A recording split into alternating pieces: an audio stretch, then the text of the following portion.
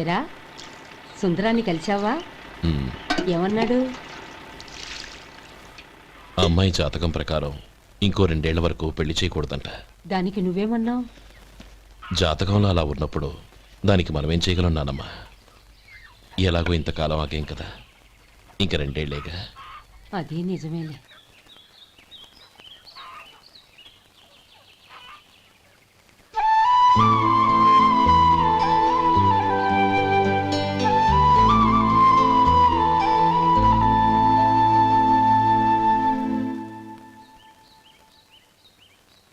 అక్కడ నిన్నెవరైనా అవమానించారా అన్నయ్య? అబ్బే, అలాంటిదేం లేదే. అవును, ఎందుకలా అడిగావు? అన్నయ్య, చిన్నప్పటి నుంచి నా మొహాన్ని నేను అతనిలో చూసుకున్న దానికంటే నీ మొహాన్ని ఎక్కువగా చూశాను. నీ ప్రతి కదలికకు అర్థం నాకు తెలుసు. ఒకటి మాత్రం నిజం అన్నయ్య, నువ్వు తలంచుకుంటేనే గౌరీ నాకు దక్కుతుందనుకుంటే ఈ జన్మే కాదు, ఎన్ని జన్మలెత్తినా అవి నాకు అక్కర్లేదు.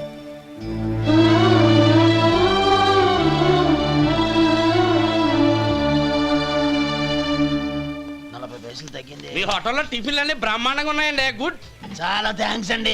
అంతా మీలా అంటోడదయ్యా. యారా సుబ్బారావు, ఎలా ఉన్నారా? బాగున్నావా? అలాగే మిగతా చిల్లర ఉన్నా. మిగతా చిల్లరేంది? మిగతా చిల్లర ఏందంటారండి అండి? 100 ఇచ్చాను కదా, మిగతా చిల్లర ఉన్నా. ఏంది జోకులు ఎత్తన్నావా? నీతో జోకులు వేయవలసిన అవసరం నాకేంటయ్యా? నువ్వేమన్నా నా బామ్మర్దివా, బంధువా? మర్యాదగా నేను ఇచ్చిన 100లో నీ 32.5 తీసుకుని మిగతా చిల్లరే. అరే, అసలు 100 రూపాయలు కూడా చిల్లర పడ్డావేంటి? నీకేమన్నా మతిపోయిందా? మతిపోయింది నాకు కాదు, నీకు. ఏమండి విన్నారా? ఏమండి, నా బిల్లు 32.5 అయింది. నేను 100 ఇచ్చాను. బిల్లు 32.5 తీసుకుని మిగతా చిల్లరేమంటే అసలు నేను 100 ఇవ్వలేదంటే ఎందుకయ్యా అబద్ధాలు ఆడతా?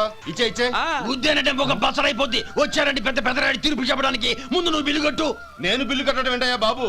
ఇప్పుడే టిఫిన్ చేయడానికి వస్తుంటే. మరి ఇంకే 9 హోల్స్ మూసుకొని లోపలికి తోపి తిను. ఎల్లు. ఏంటి మావా గొడవ? చూడరా మధు, డబ్బులు ఇవ్వకుండా 100 రూపాయలు ఇచ్చి అబద్ధం ఆడుతున్నాడు. ఇవ్వలేదంటావేంటయ్యా? కావాలంటే గల్లా పెట్టి తీసి చూడు, 100 నోటు కనపడతాయి. చాలే ఊరుకోవయ్యా. ఎర్ర చీర కట్టుకుందా నా పిల్లమే అన్నట్టు గల్లాపెట్లో ఉన్న ప్రతి 100 రూపాయలు నీది అయిపోతాయింది. ఇంతకీ ఏం సార్ మీరు అనేది? అన్నానికి ఏముందండి, నా బిల్లు పోను మిగతా చిల్లర ఇస్తే నేను వెళ్ళిపోతాను. మీరు ఆల్రెడీ 100 ఇచ్చారు కదా. అవును. అదేంటి? ఇంకో 32.5 ఇస్తే సరిపోతుంది. ఇదేంటయ్యో తిరగాసుగా మాట్లాడుతున్నావు? నా బిల్లు 32.5 కదా. మీ బిల్ ఏది? ఇదిగో. అయ్య బాబాయ్, తెగ మాతో 32.5 నోటు 32.5 ఎలాగైందయ్యా? మీరు 100 ఇవ్వకుండానే ఇచ్చినట్టు. This is cheating. అయినా నేనంత తిన్నానన్నానికి సాక్ష్యం ఏంటి? మీరు 100 ఇచ్చారనడానికి సాక్ష్యం ఏంటి? నేనే. మీరు తిన్నారనడానికి సాక్షి నేనే. ఏయ్, నీలాంటి వాళ్ళని నా సర్వీస్ లో ఇంతమందిని చూశాను. అనవసరంగా గొడవ ఎందుకు కానీ మర్యాదగా కట్టేసి వెళ్ళు. తప్పదా? తప్పదు. ఇవ్వకపోతే మెడ తిప్పేస్తాను. సార్, నా దగ్గర డబ్బు లేవు సార్. ముందు చెయ్యదులు. ఇది ఎంత ఉంటుంది? నాకేం తెలుసు. ఇది కొట్టేసిన బాబతేనా? నాకు అట్టా ఉంది. బాగుంది. అయితే నువ్వు వెళ్ళు. వెళ్తానండి. ఏయ్, ఇలాంటి చౌకబారు వేషాలు ఇంకెక్కడా వైకు. కాళ్ళు చేతులు తీసేస్తారు. అలాగేనండి. ఒరే సొంటి, మధుకి వచ్చే నెల నుంచి నెలకి జీతం 100 రూపాయలు పెంచా. నీకు వచ్చే నెల నుంచి నెలకి జీతం 100 రూపాయలు కట్ చేసి వెళ్ళి పని చూసుకుని వెళ్ళండి.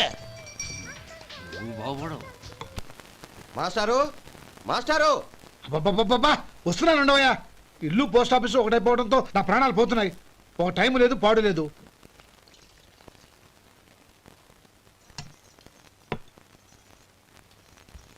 ఏమండి, సాయంత్రం అమ్మాయిని చూసుకోవడానికి పెళ్లివారు వస్తున్నారు. అయితే మర్చిపోతారేమోనని. ఎందుకు మర్చిపోతాను?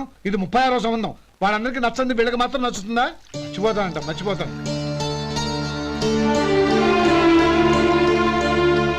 ఏంటయ్యా కంగారు? వస్తున్నాను కదా. ఏం కావాలి? 2 ఇంగ్లాండ్ కవర్లు, 2 కార్డులు రండి.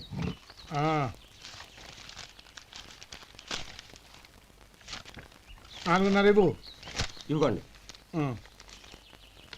ఇదిగో. అరే గోపాలం, ఏంట్రా బయట నిలబడ్డావు? లోపల రారా. ఏం లేదురా, నువ్వేదో దుమదుమలాడుతుంటే లోపలికెందుకని బయటే నిలబడ్డాను. అవును, ఎవరి మీద కేకలేస్తున్నావు? ఇంకెవరి మీద? నా పీకి గుదిబండిలా తయారైందిగా నా కూతురు, దాని మీద. ఇప్పటి వరకు దాదాపు 40 సంవత్సరాలు చూశాను రా. వచ్చిన ప్రతి వాళ్ళు ముందు లడ్డూలు తిని బాగుందంటారు, తర్వాత పకోడి తిని బాగుందంటారు, తర్వాత పిల్లలు చూస్తారు, వెళ్ళిన తర్వాత ఉత్తరం రాస్తామంటారు.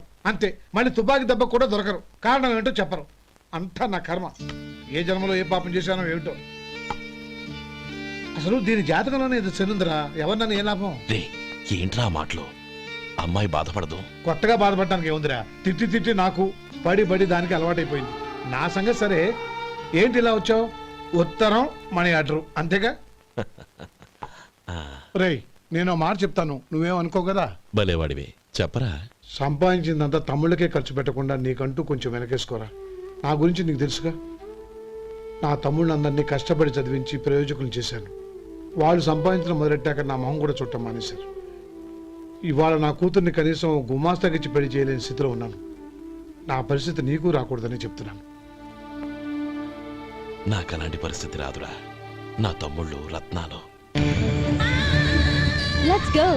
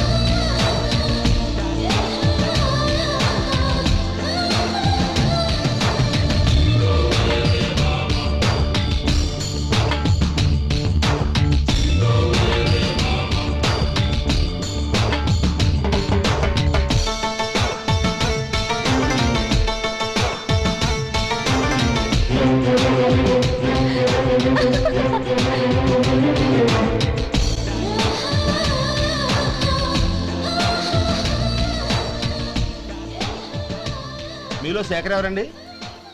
నేనే. ఏ? మీకు మనీ ఆర్డర్ వచ్చింది. ఇక్కడ సంతకం పెట్టండి. రే మధు, అరే శంకరం బాబాయ్, మీరా? ఆ. రే, ఓ స్పెషల్ టీ బై. రండి కూర్చొని మాట్లాడుకుందాం. అలాగే. ఏంటి ఇలా వచ్చారు? ఏం లేదురా, ఆ. పట్టణం నుంచి పెద్దోళ్ళు ఎవరో వచ్చారు. మన ఊళ్ళో ఏదో ఫ్యాక్టరీ పెట్టబోతున్నారంట. తోట బంగ్లాలో దిగారు. సరే. వాళ్ళకి ఒక డ్రైవర్ కావాలంట, అందుకోసం వచ్చాను. ఆహా. అవును, అంతకుముందు నువ్వు మోటార్ ఫీల్డ్ లో పనిచేసావు కదా, నీకు తెలిసిన డ్రైవర్ ఎవరైనా ఉన్నారా? జీతం ఎంత ఇస్తారు బాబాయ్? 2000 దాకా ఇస్తారు. అయితే ఎవరో ఎందుకు, నేనే వస్తాను. ఏంటి, నీకు డ్రైవింగ్ కూడా వచ్చా? మనకు రాని పని అంటే ఏముంది బాబాయ్, తీసుకోండి.